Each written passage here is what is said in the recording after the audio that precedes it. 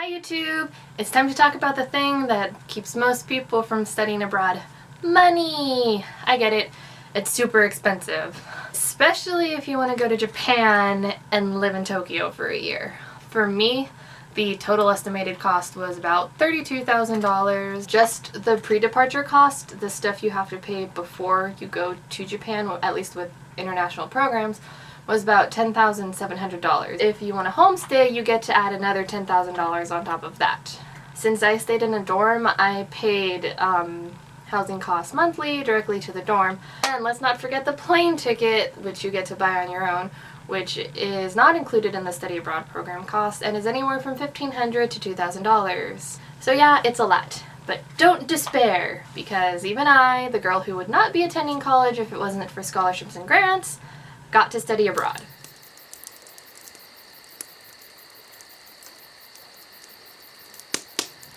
Financial aid, scholarships, and part-time jobs. Financial aid is something I get every year. Like most college students, I fill out the FAFSA and hope my EFC is low enough to get some grants. During the year I studied abroad, I got both the Pell Grant and the Cal Grant. That's enough to cover my main expenses for college here in the US, but it wasn't nearly enough to go to Japan, but it still covered a big chunk of it. Next, we have scholarships, and my biggest advice to you when applying for scholarships is don't wait.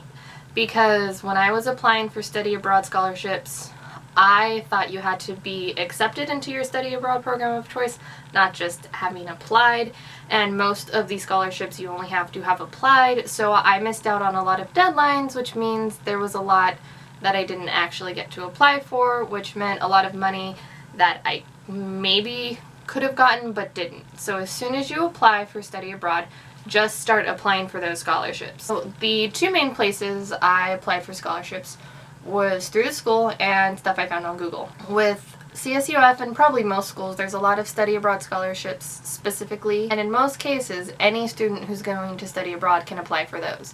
While I missed a lot of those deadlines, I did manage to get everything together to apply for a couple of them, and I got at least one scholarship that way. So definitely look up whatever scholarships you can through the school.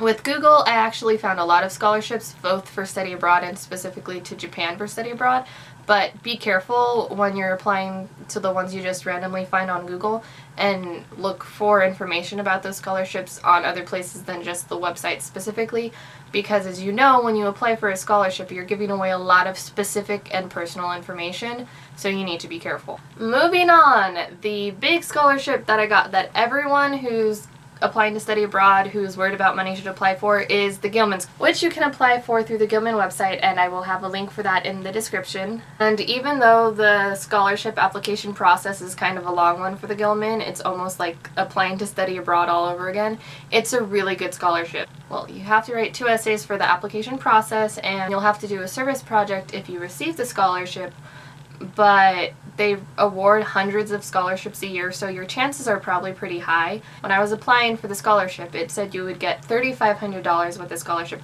but I actually got $5,000, so the Gilman scholarship is actually part of the reason I was able to pay for everything to go to Japan. So, like I said, the application process is kind of long, but they have a frequently asked questions page for any trouble you run into, and if you still can't figure it out, you can email them and ask questions, or you can go to your study abroad office at your school to ask for help, which I also did. I actually found out about the Gilman scholarship from my study abroad advisors, so that worked out great. One more thing to remember, I told you already that applying for the scholarship is kind of like applying for study abroad, and just like if you get accepted for study abroad, you have extra paperwork to fill out after you get accepted.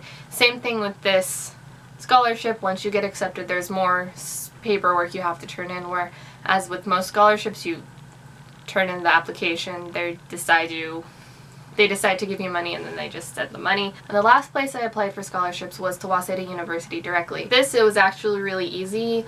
There was a specific portion on the Waseda application that you just fill out, check a couple boxes, fill a couple things in, and then you're automatically applied to scholarships for Waseda University.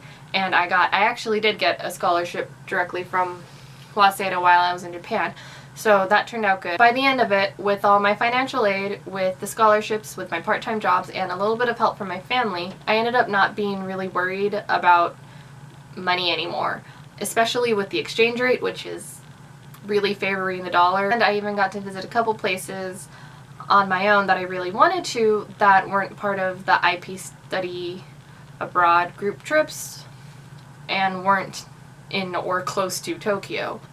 So the reason I made this vlog is I know it's expensive and I know it's scary, but with a lot of paperwork and a little luck, you'll probably be able to finance at least a really good portion of your study abroad trip through scholarships. Sama-sama out.